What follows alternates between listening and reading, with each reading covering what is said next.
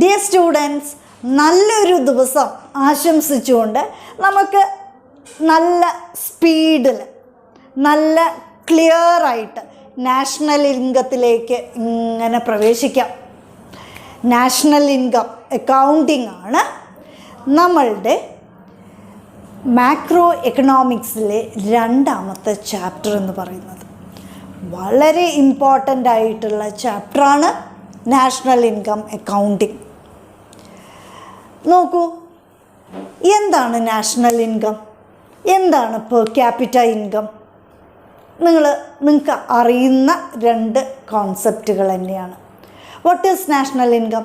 National income is the money value of all goods and services produced in a country during an year. ഒരു രാജ്യത്ത് ഒരു വർഷത്തിൽ ഉൽപ്പാദിപ്പിക്കുന്ന സാധനങ്ങളുടെയും സേവനങ്ങളുടെയും ആകെ തുകയെയാണ് എന്ന് പറയുന്നത്? നാഷണൽ ഇൻകം എന്ന് പറയുന്നത്. ഇനിയോ എന്താണ് പെർ ക്യാപിറ്റ ഇൻകം എന്ന് പറഞ്ഞാൽ?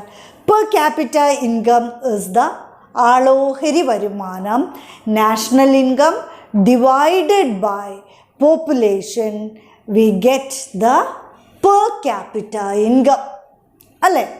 അപ്പോൾ ഇത് രണ്ടും നമുക്കറിയാം. ഇനി ഇത് രണ്ടും അവിടെ നിൽക്കട്ടെ. നമ്മൾ പലപ്പോഴും ഒരാളുടെ സ്റ്റാറ്റസ് നിശ്ചയിക്കുന്ന കാര്യം എന്താണ് ഒരാളുടെ സ്റ്റാറ്റസ് എങ്ങനെയാണ് റിഫ്ലക്റ്റ് ചെയ്യുന്നത്? നമുക്ക് പലപ്പോഴും തോന്നിയിട്ടുണ്ട് എക്കണോമിക് കണ്ടീഷൻ അല്ലെങ്കിൽ അയാളുടെ സാമ്പത്തിക ശേഷിയാണ് ഒരാളുടെ സ്റ്റാറ്റസ് നിർണ്ണയിക്കുന്ന പ്രധാന ഘടകം എന്ന് നമ്മൾക്ക് തോന്നിയിട്ടുണ്ട്. നിങ്ങൾക്ക് തോന്നിയിട്ടില്ലേ? എന്തുകൊണ്ടാണ് നമ്മൾക്ക് അങ്ങനെ തോന്നാനായിട്ടുള്ള കാരണം? നമുക്കറിയാം, സമ്പത്ത് കൂടുന്തോറും, ഇൻകം കൂടുന്തോറും, വരുമാനം കൂടുന്തോറും അവരുടെ സ്റ്റാൻഡേർഡ് ഓഫ് ലിവിങ് കൂടുകയാണ് അല്ലേ? ഇപ്പം നമുക്ക് പറയാം, അംബാനി ചേട്ടനെ പറയാം. നമ്മളും അംബാനി ചേട്ടനും കൂടി ഒരു കടയിലേക്ക് പോവുകയാണ്. ഒരു കടയിലേക്കല്ല, രണ്ടുപേരും രണ്ട് ഗുഡ്സ് പർച്ചേസ് ചെയ്യുകയാണ് എന്ന് വിചാരിക്കാം. നമ്മൾ പർച്ചേസ് ചെയ്യുന്നത് കല്യാണത്തിനുള്ള ആഭരണമാണ് എന്ന് വിശ്വസിക്കാം. നോക്കൂ, നമ്മൾ കടയിൽ പോണ സമയത്ത്, സാധനം പർച്ചേസ് ചെയ്യുന്ന സമയത്ത് നമ്മൾ പണിക്കൂലി നോക്കും, പണിക്കുറവ് നോക്കും, എവിടെയാണ് ഏറ്റവും കുറഞ്ഞ പണിക്കൂലിക്ക് കിട്ടുന്നത് എന്നൊക്കെ നോക്കിയിട്ട് വളരെ കഷ്ടപ്പെട്ടിട്ടാണ് നമ്മളൊരു ആഭരണം കല്യാണത്തിന് പർച്ചേസ് ചെയ്യുക. ഇനിയോ നമ്മളുടെ അംബാനി ചേട്ടൻ മോളെ കല്യാണത്തിന് പർച്ചേസ് ചെയ്യാൻ പോവുകയാണെങ്കിലോ, ആൾ ഏറ്റവും വലിയ, ലോകത്തിൽ തന്നെ ഏറ്റവും വലിയ ഡയമണ്ട് ഷോറൂമിൽ പോയി ഏറ്റവും വലിയ സ്റ്റാൻഡേർഡുള്ള ക്വാളിറ്റിയുള്ള സാധനങ്ങളെ കൺസ്യൂം ചെയ്യുള്ളൂ. What makes the difference? എന്താണ് ആ ഡിഫറൻസ് ഉണ്ടാക്കുന്നത്? ദ എക്കണോമിക് കണ്ടീഷൻ, സാമ്പത്തിക അവസ്ഥയാണ് ആ ഡിഫറൻസ് ഉണ്ടാക്കുന്നത് അല്ലേ? രണ്ടുപേരും കല്യാണത്തിന് വേണ്ടിയിട്ടാണ് പർച്ചേസ് ചെയ്യുന്നത്, രണ്ടുപേരും ആഭരണങ്ങളാണ് പർച്ചേസ് ചെയ്യുന്നത്. But the standard of the purchase differs. Okay, അപ്പോൾ നമ്മളുടെ ഇൻകം കൂടുന്തോറും standard of living increases. When the income decreases, standard of living decreases. Clear ആയല്ലോ? അതേപോലെ തന്നെയാണ് നാഷണൽ ഇൻകവും പെർ ക്യാപിറ്റ ഇൻകവും. As the national income increases, നമുക്കറിയാം developed nations are having very high national income compared to the developing nations and under developed nations. അതുകൊണ്ട് തന്നെ national income കൂടിയതായതുകൊണ്ട് തന്നെ the per capita income also will be very high അല്ലേ? National income divided by population gives us the per capita income. Therefore per capita income will also be very high. അങ്ങനെയുള്ള സമയത്ത് the standard of living also will be very high. നമ്മൾ പ്രതീക്ഷിക്കാൻ പറ്റാത്ത അത്രയും വലിയ standard of living ആയിരിക്കും എവിടെ ഉണ്ടാവുക? ഇൻ ഡെവലപ്ഡ് നേഷൻസിൽ ഉണ്ടാവുക. Okay, so for comparing the standard of living of the people, the national income plays an important role. National income accounting also plays an important role. മാത്രമാണ് അല്ല, അത് മാത്രമല്ല national ഇൻകത്തിൻ്റെ role എന്ന് പറയുന്നത്. നമ്മളുടെ രാജ്യത്തെ വേറൊരു രാജ്യവുമായിട്ട് കമ്പയർ ചെയ്യാൻ വേണ്ടിയിട്ട്, for the purpose of comparison also we use national income. നമ്മളുടെ നാഷണൽ ഇൻകം എത്രയാണ്? കാനഡയുടെ നാഷണൽ ഇൻകം എത്രയാണ്? സ്വിറ്റ്സർലൻഡിൻ്റെ നാഷണൽ ഇൻകം എത്രയാണ്? അതറിഞ്ഞിട്ടുണ്ടെങ്കിൽ the comparison is very easy. അപ്പോൾ വേറെ രാജ്യങ്ങളുമായിട്ട് അവരുടെ സ്റ്റാൻഡേർഡ് ഓഫ് ലിവിങ് കമ്പയർ ചെയ്യാനായിട്ട് the national income calculation is very essential. അപ്പോൾ നിങ്ങൾക്ക് ക്ലിയർ ആയിട്ടുണ്ടാവും എന്ന് വിശ്വസിക്കുകയാണ്. നമുക്കറിയാം, ഇന്ന് ഈ കോവിഡ് കാലത്ത് എല്ലാ രാജ്യങ്ങളും തന്നെ മന്ദഗതിയിലിരിക്കുന്ന സമയത്ത്, പ്രൊഡക്ഷനൊക്കെ എല്ലാ രാജ്യങ്ങളിലും കുറഞ്ഞിരിക്കുന്ന സമയത്ത്, ഇമ്പോർട്ടും എക്സ്പോർട്ടും കുറഞ്ഞിരിക്കുന്ന സമയത്ത്, ഫോറിൻ ട്രേഡും ഫോറിൻ ഇൻവെസ്റ്റ്മെൻറ്റും കുറഞ്ഞിരിക്കുന്ന സമയത്ത് നമ്മൾ നാഷണൽ ഇൻകത്തെക്കുറിച്ച്, നാഷണൽ ഇൻകം കാൽക്കുലേഷനെ കുറിച്ച് പഠിക്കുകയാണ്. ലെസണിലേക്ക് കടക്കുന്നതിന് മുമ്പായിട്ട് നിങ്ങളോട് ഒരു കാര്യം പറയാനുണ്ട്. നമ്മൾ പലപ്പോഴും പരാതിപ്പെട്ടികളാവാറുണ്ട്, ഇല്ലേ? നിങ്ങളും ഞാനും. അയ്യോ, എന്താണ് എനിക്ക് മാത്രം ഇങ്ങനെ വന്നത്? അയ്യോ, ഞാൻ +2-ലായപ്പോൾ എന്തുകൊണ്ട് കോവിഡ് കാലം വന്നു? വേറെ ആരും +2-ലായപ്പോൾ, നമ്മളുടെ ബ്രദേഴ്സും സിസ്റ്റേഴ്സും ഒക്കെ ഉണ്ടെങ്കിൽ നിങ്ങൾ പറയും, നിങ്ങളൊന്നും +2-ലായപ്പോൾ ഇങ്ങനെ ഒരു അവസ്ഥ വന്നില്ലല്ലോ. നമ്മളങ്ങനെ വീട്ടിൽ നിന്ന് സ്ഥിരം പറയാറുണ്ട്, പരാതിപ്പെടാറുണ്ട്. ഞങ്ങൾക്ക് ടൂറില്ല, സ്കൂൾ ടൂർ ഞങ്ങൾക്ക് മിസ് ചെയ്യുന്നു, സ്കൂൾ അറ്റ്മോസ്ഫിയർ, +2 കാലഘട്ടത്തിൻ്റെ ഏറ്റവും നല്ല സമയമായിട്ടുള്ള സ്കൂൾ അറ്റ്മോസ്ഫിയർ ഞങ്ങൾക്ക് മിസ് ചെയ്യുന്നു. ഇതൊക്കെ നമ്മളുടെ പരാതിപ്പെട്ടികളുടെ ഒരു വലിയൊരു കൂമ്പാരമാണ്. പക്ഷെ നിങ്ങൾ ആലോചിച്ചിട്ടുണ്ടോ, ഈ കോവിഡ് എന്തുകൊണ്ട് നിങ്ങൾക്കൊരു ബ്ലെസ്സിങ് ആക്കിക്കൂടാ? പല കുട്ടികളും, ഇന്ന് തന്നെ ഞാനൊരു കുട്ടിയെ കണ്ടു, എനിക്കത് നിങ്ങളോട് പറയാതിരിക്കാൻ പറ്റില്ല. ആൾ എന്നോട് പറഞ്ഞത് കോവിഡ് കാലം ആളൊരു ബ്ലെസ്സിങ് ആയിട്ട് എടുത്തിരിക്കുകയാണ് എന്നുള്ളതാണ്. ഇനി വരുന്ന കോഴ്സുകൾക്കുള്ള, ഇനി വരുന്ന അഡ്മിഷൻസിനുള്ള ഒരു പ്രിപ്പറേഷൻ ഗ്രൗണ്ടാക്കി മാറ്റിയിരിക്കുകയാണ് ഈ കോവിഡ് കാലം എന്നാണ്. നോക്കൂ, നമ്മൾ പലരും പുറകിലേക്ക് വലിയുന്ന സമയത്ത് നമ്മളുടെ ഒപ്പമുള്ള കുട്ടികൾ പലരും വളരെ ഫോക്കസ്ഡായിട്ട്, ഡിറ്റർമിനേഷനോട് കൂടിയിട്ട്, നല്ല ആറ്റിറ്റ്യൂഡോട് കൂടിയിട്ട് മുന്നേറുന്നുണ്ട് എന്ന് നിങ്ങൾ മറക്കരുത്. അതുകൊണ്ട് മാക്രോ എക്കണോമിക്സിൻ്റെ 2ാമത്തെ ചാപ്റ്ററായിട്ടുള്ള നാഷണൽ ഇൻകം ഒരു വളരെ സ്പീഡിൽ, വളരെ എനർജറ്റിക്കായിട്ട് പെട്ടെന്ന് തന്നെ നമുക്ക് പഠിക്കാനായിട്ട് ശ്രമിക്കാം.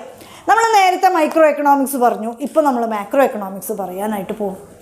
മൈക്രോ എക്കണോമിക്സും മാക്രോ എക്കണോമിക്സും പഠിക്കുന്നതിനുള്ള ഒരു ചെറിയൊരു കമ്പാരിസൺ കൂടിയിട്ട് ഞാൻ പറയാം. മൈക്രോ എക്കണോമിക്സ് നമ്മൾക്ക് പെട്ടെന്ന് മനസ്സിലാവും. ഗ്രാഫ്, തിയറി, ചിത്രമൊക്കെ, കുറേ പ്രോബ്ലംസൊക്കെ വരുമ്പോൾ നമുക്ക് പെട്ടെന്ന് മനസ്സിലാവുന്നതായിട്ട് എനിക്ക് തോന്നിയിട്ടുണ്ട്. അതേപോലെ തന്നെ മൈക്രോ എക്കണോമിക്സ് പെട്ടെന്ന് മറക്കുന്നതായിട്ടും കുട്ടികൾ പറയാറുണ്ട്. എക്സ് ആക്സിസ് വൈ ആക്സിസ് വരയ്ക്കുമ്പോൾ അയ്യോ, ഡിമാൻഡ് എങ്ങനെയാണ് വരയ്ക്കേണ്ടത്, സപ്ലൈ എങ്ങനെയാണ് വരയ്ക്കേണ്ടത് എന്നുള്ള ചെറിയ ഒരു ഡൗട്ട് പലപ്പോഴും കുട്ടികൾക്ക് വരാറുണ്ട് എന്നുള്ളത് കുട്ടികൾ പറയാറുണ്ട്. ഓക്കെ, മാക്രോ എക്കണോമിക്സ് എന്ന് പറഞ്ഞാൽ നമുക്ക് മനസ്സിലാവാൻ അല്ലെങ്കിൽ പഠിക്കാൻ ഒരിത്തിരി സമയം മൈക്രോ എക്കണോമിക്സിനേക്കാൾ കൂടുതലായിട്ട് നമ്മൾ കൊടുക്കേണ്ടി വരും. പക്ഷേ വൺസ് നമ്മളത് മനസ്സിലാക്കിയിട്ടുണ്ടെങ്കിൽ, വൺസ് നമ്മളത് ഉൾക്കൊണ്ടിട്ടുണ്ടെങ്കിൽ ഒരിക്കലും പിന്നെ നമ്മളെ കൈവിട്ടു പോവില്ല മാക്രോ എക്കണോമിക്സ്. അതവിടെ ഉണ്ടാവും. നമ്മൾക്ക് എക്സാം വളരെ എളുപ്പത്തിൽ മാക്രോ എക്കണോമിക്സ് ഇപ്പോൾ നിങ്ങൾ പഠിച്ചിട്ടുണ്ടെങ്കിൽ വളരെ എളുപ്പത്തിൽ നമ്മൾക്ക് എക്സാം ഹാൻഡിൽ ചെയ്യാനായിട്ട് പറ്റും. അങ്ങനെയുള്ള മാക്രോ എക്കണോമിക്സിൻ്റെ ഏറ്റവും ഇമ്പോർട്ടൻ്റ് ആയിട്ടുള്ള ഒരു ചാപ്റ്ററാണ് നമ്മളുടെ മെൻറ്റർ കണക്റ്റിലൂടെ ഞാൻ നിങ്ങൾക്ക് ഇപ്പോൾ പറഞ്ഞു തരാനായിട്ട് പോണത്. ഓക്കെ, അപ്പോൾ we can move start. National income നമ്മൾ പറഞ്ഞു, കുറച്ച് ചെറുതായിട്ടൊന്ന് കത്തി വയ്ക്കുകയല്ല, കാര്യം പറഞ്ഞതാണ്.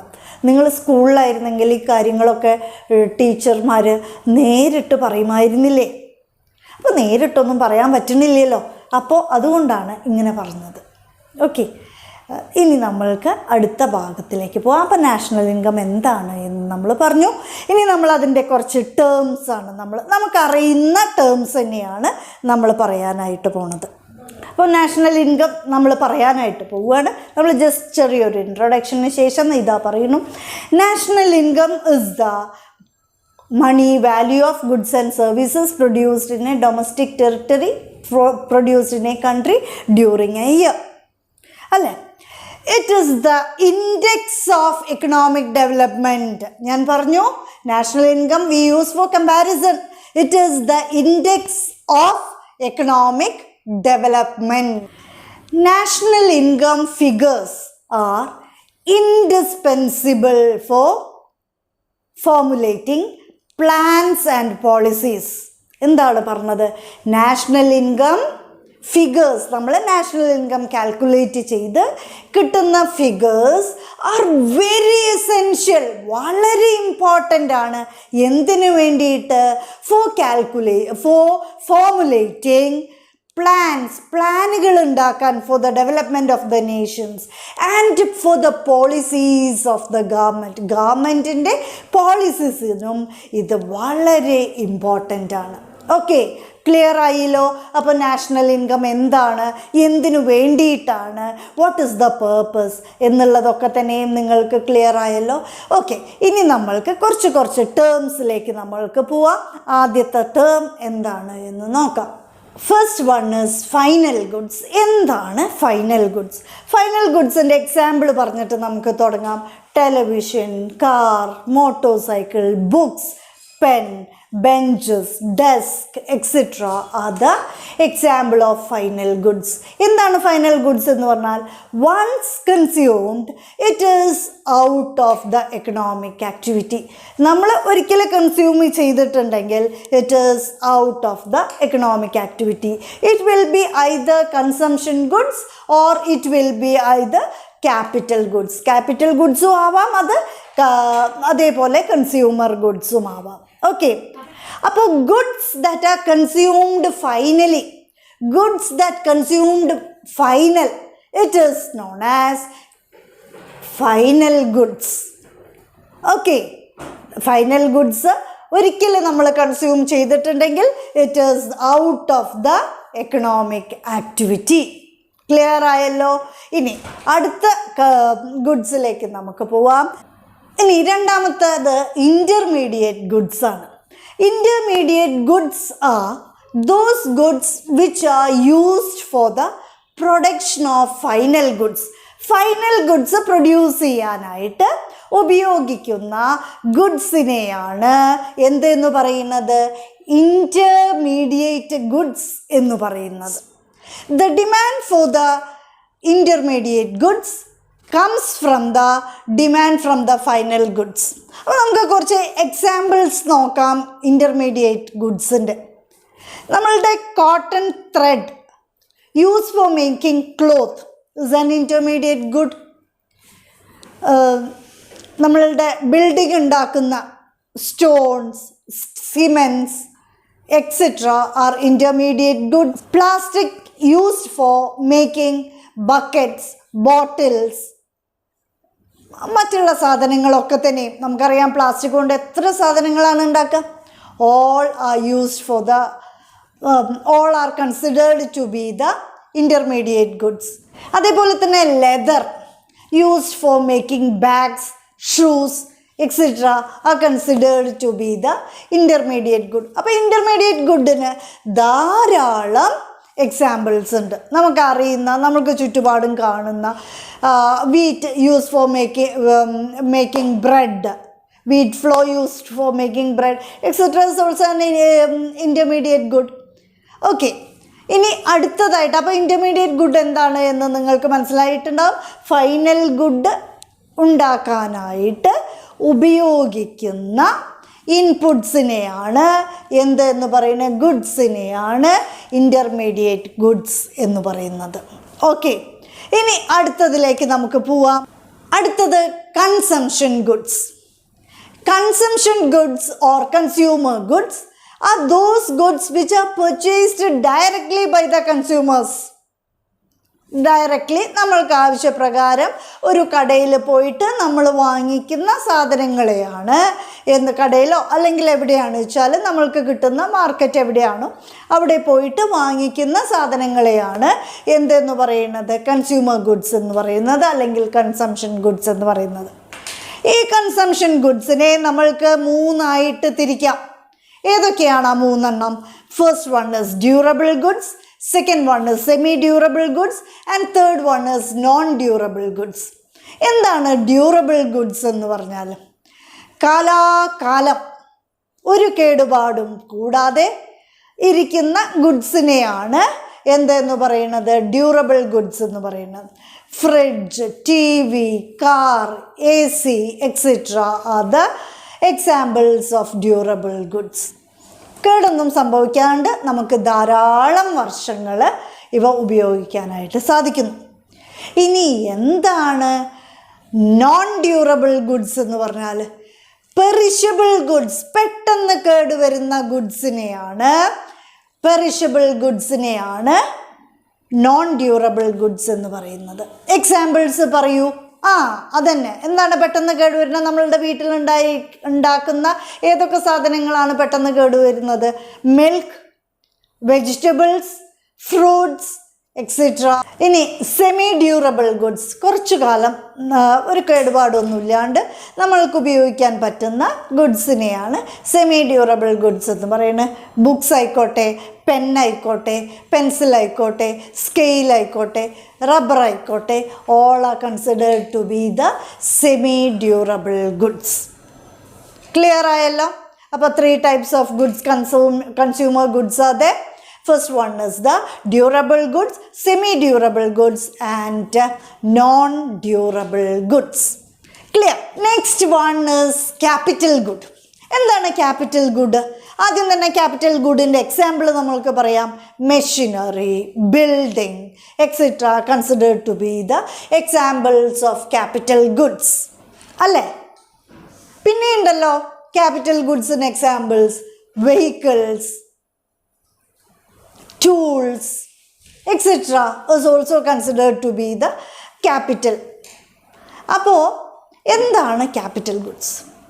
നമ്മളുടെ ഫൈനൽ ഗുഡ്സ് പ്രൊഡ്യൂസ് ചെയ്യാൻ വേണ്ടിയിട്ട് ഉപയോഗിക്കുന്ന ഗുഡ്സിനെയാണ് ക്യാപിറ്റൽ ഗുഡ്സ് എന്ന് പറയുന്നത്.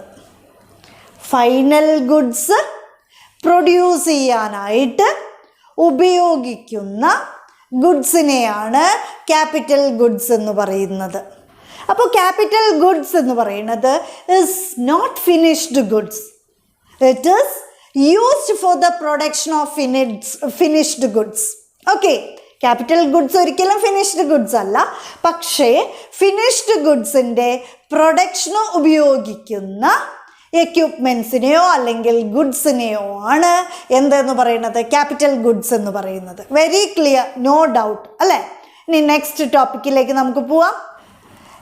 ഡിപ്രിസിയേഷൻ അല്ലെങ്കിൽ തേയ്മാനം, അതും അല്ലെങ്കിൽ ക്യാപിറ്റൽ കൺസംഷൻ എക്സ്പെൻഡിച്ചർ എന്ന് പറഞ്ഞാൽ എന്താണ്? ഡിപ്രിസിയേഷനൊക്കെ നിങ്ങൾ കഴിഞ്ഞ വർഷം ബിസിനസ്സിൽ പഠിച്ചിട്ടുണ്ടാവും ഇല്ലേ? കൊമേഴ്സിലെ കുട്ടികൾ ബിസിനസ്സിൽ പഠിച്ചിട്ടുണ്ടാവും. വാട്ട് ഈസ് ഡിപ്രിസിയേഷൻ അല്ലെങ്കിൽ ക്യാപിറ്റൽ കൺസംഷൻ എക്സ്പെൻഡിച്ചർ അല്ലെങ്കിൽ വെയർ ആൻഡ് ടിയർ എന്ന് പറഞ്ഞിട്ടുണ്ടെങ്കിൽ എന്താണ്? ഒരു അസറ്റ്, ഒരു ക്യാപിറ്റൽ നമ്മൾ ഉപയോഗിക്കും തോറും അത് ദിവസങ്ങൾ കഴിയുമ്പോൾ അതിന് തേയ്മാനങ്ങളൊക്കെ സംഭവിക്കുന്നു. ആ തേയ്മാനത്തിനെയാണ്, അതിന് നമ്മൾക്ക് തേയ്മാനം സംഭവിക്കുമ്പോൾ ആ ചെറിയ ഭാഗങ്ങളൊക്കെ തന്നെയും നമ്മൾക്ക് മാറ്റാനായിട്ടുള്ള എക്സ്പെൻഡിച്ചർ, ചെലവ് നമ്മൾക്ക് വരാറുണ്ട്. അതിനെയാണ് ഡിപ്രീസിയേഷൻ അല്ലെങ്കിൽ ക്യാപിറ്റൽ കൺസംഷൻ എക്സ്പെൻഡിച്ചർ എന്ന് പറയുന്നത്. ഞാനിപ്പോൾ ഒരു കാർ വാങ്ങി എന്ന് വിചാരിക്കാം.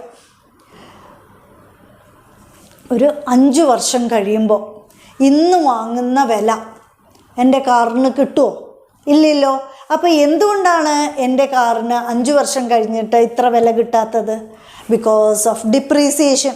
നിങ്ങൾക്കറിയാം, അതിൻ്റെ പല ഭാഗങ്ങൾക്കും തേയ്മാനം സംഭവിച്ചിട്ടുണ്ടാവും, പല ഭാഗങ്ങളും കേടുവന്നിട്ടുണ്ടാവും, പല ഭാഗങ്ങളും നന്നാക്കേണ്ടി വരുന്നുണ്ട് അല്ലേ? അതിനെയാണ് എന്തെന്ന് പറയുന്നത്? ഡിപ്രീസിയേഷൻ എന്ന് പറയുന്നത്. So what is depreciation?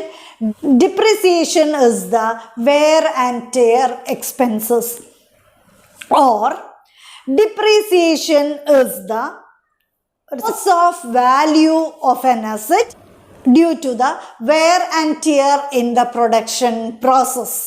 Okay, clear ആയല്ലോ? ഡിപ്രീസിയേഷൻ നമ്മൾക്ക് വൺ വേർഡ് ആയിട്ടൊക്കെ എക്സാമിന് ചോദിക്കാറുണ്ട്. ക്ലിയർ? ഇനി നമുക്ക് അടുത്തതിലേക്ക് പോവാം.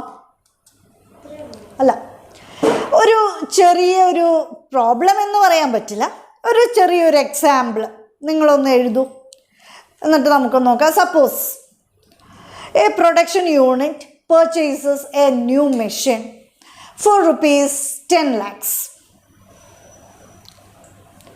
After 20 years, this machine has been replaced due to wear and tear. So what is the capital consumption expenditure or what is the depreciation? എങ്ങനെയാ കാണുക? ഒരു മെഷീനറി 10 ലക്ഷം കൊടുത്ത് നമ്മൾ വാങ്ങി, അങ്ങനെ 10 ലക്ഷം കൊടുത്ത് വാങ്ങിയ മെഷീനറി 20 കൊല്ലം കഴിഞ്ഞപ്പോൾ റീപ്ലേസ് ചെയ്യേണ്ടതായിട്ട് വന്നു. എന്തുകൊണ്ടാണ്? എത്രയാണ് ഡിപ്രീസിയേഷൻ എന്നാണ് ചോദിക്കുന്നത്. എത്രയാണ് ഡിപ്രീസിയേഷൻ? അപ്പോൾ നോക്കൂ, ഇവിടെ ഡിപ്രീസിയേഷൻ എത്രയാണ്? That is 10 lakhs divided by 20 കൊല്ലം ഇസ് ഈക്വൽ ടു എത്ര കിട്ടിയത്? പറയൂ. അതന്നെ 50,000. ഓക്കെ, അപ്പോൾ തൽക്കാലം ഇന്നത്തെ ക്ലാസ്സിൽ നമുക്ക് ഇത് ഇവിടെ അവസാനിപ്പിക്കാം. കുറച്ച് എടുത്തിട്ടുള്ളൂ, വളരെ കുറച്ച് മാത്രമേ എടുത്തിട്ടുള്ളൂ. ഈ ടേംസ് ഓരോന്നും നിങ്ങൾ ക്ലിയർ ആയിട്ട് പഠിച്ചിരിക്കണം. എന്നാൽ മാത്രം ഓരോ ടേംസും ഇങ്ങനെ ക്ലിയർ ആയിട്ട് പോകുമ്പോഴാണ് നമ്മൾക്ക് ഈ ചാപ്റ്റർ വളരെ ഈസി ആവുന്നത്. നാഷണൽ ഇൻകം അക്കൗണ്ടിങ് എന്ന് പറയുന്ന ചാപ്റ്റർ നിങ്ങൾക്ക് പഠിക്കാനായിട്ട് ഭയങ്കര താല്പര്യം തോന്നുന്നത് എങ്ങനെയാണെന്ന് വെച്ചാൽ ഓരോ ടേംസ് നോക്കുമ്പോഴും നമുക്ക് വളരെ ക്ലിയർ ആണെങ്കിൽ പിന്നെ നമുക്ക് പെട്ടെന്ന് പ്രോബ്ലം ചെയ്യാൻ തോന്നും. പെട്ടെന്ന് ആ ചാപ്റ്റർ പഠിച്ചാലും പിന്നെയും നമുക്ക് പഠിക്കാനും റിവൈസ് ചെയ്യാനും തോന്നും. അതിനൊക്കെ എന്ത് ചെയ്യണം? നമ്മൾ ഓരോ ടോപ്പിക്കും ക്ലിയർ ആയിട്ട്, ഓരോ ടേംസും ക്ലിയർ ആയിട്ട് മനസ്സിലാക്കണം. ഈ ചാപ്റ്ററിൽ നിങ്ങൾക്ക് കുറേ ടേംസ് ഉണ്ട് മനസ്സിലാക്കാനായിട്ട്. ഒന്ന് മനസ്സിലാക്കിയിട്ടുണ്ടെങ്കിൽ ഇത്ര എളുപ്പത്തിൽ മാർക്ക് കിട്ടുന്ന ഒരു ചാപ്റ്റർ മാക്രോ എക്കണോമിക്സിൽ ഇല്ല എന്നുള്ളതും നിങ്ങൾ മനസ്സിലാക്കണം. അപ്പോൾ ഇനി കാണും വരേക്കും ബൈ.